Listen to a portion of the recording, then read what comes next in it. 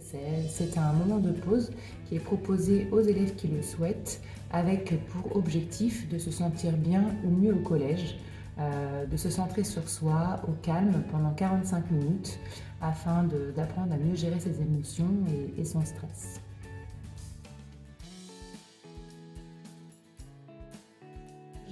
On sait que depuis plusieurs années, l'anxiété chez les adolescents est en forte augmentation. Nous, au collège, ça se voit au quotidien avec des élèves qui manquent de confiance en eux, des élèves qui ont peur des évaluations ou qui ont même peur de venir au collège. Face à ce constat, j'ai voulu mieux comprendre ce phénomène d'anxiété, de stress. Je me suis formée et puis le collège a permis, depuis 3 ans maintenant, d'ouvrir cet atelier, de le mettre en place dans le but d'accompagner justement des élèves qui pouvaient avoir des difficultés à gérer leurs émotions.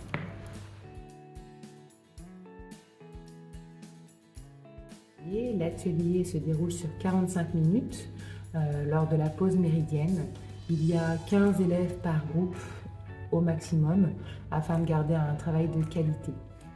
Si on rentre un peu plus en détail sur comment se passe une séance d'atelier détente, il se décompose souvent de la même façon afin de donner des habitudes et des repères aux élèves. Tout d'abord, les élèves, en arrivant dans la salle, se déchaussent, ils prennent un tapis, ils prennent une couverture et puis ils s'installent où ils le souhaitent, souvent près des chauffages d'ailleurs. Et ensuite, on va faire un travail sur la respiration et sur les émotions qui les traversent à l'instant T, histoire de les mettre vraiment dans leur bulle et pour ensuite bien entamer la séance. Ensuite, la séance s'enchaîne avec 4 temps. Un temps de relaxation, un temps de création, un temps de remuage où les élèves vont être davantage en activité et puis un temps de partage où là les élèves sont invités à nommer un peu leur ressenti. Jamais un exercice n'est obligatoire, c'est ce qu'il faut savoir. Si un élève arrive dans la séance et me dit que son objectif c'est de se reposer, et bien en fait il va se reposer. Jamais un élève n'est obligé de réaliser quelque chose qu'il n'a pas envie de faire. Et c'est aussi important pour le reste du groupe de respecter sans émettre de jugement par rapport à un état de fatigue d'un autre élève dans le groupe.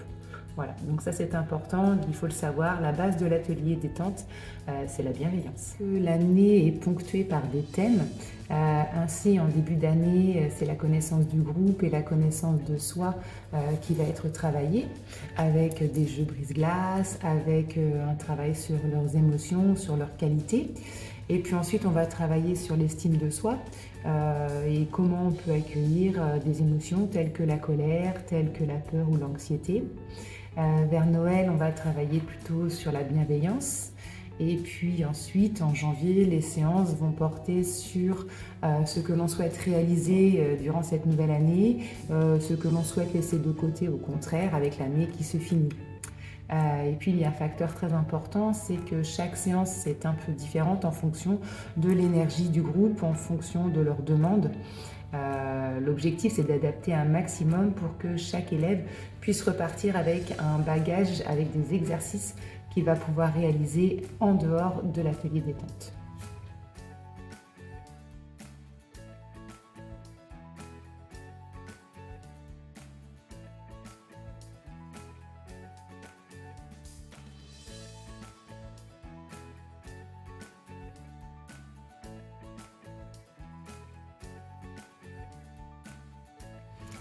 Les effets que l'on a pu constater au collège, ce sont des élèves qui a priori sont contents de venir à l'atelier détente puisqu'ils ont le sourire quand ils arrivent et puis ils reviennent de séance en séance en sachant qu'il n'y a rien d'obligatoire. Et enfin, ce sont des élèves qui, d'une année sur l'autre, reviennent aussi à l'atelier. Donc on peut supposer que ça leur plaît un minimum. Les élèves nous disent que ce qu'ils aiment durant cet atelier, c'est qu'ils ont un endroit où ils se sentent au calme, loin de l'agitation du midi.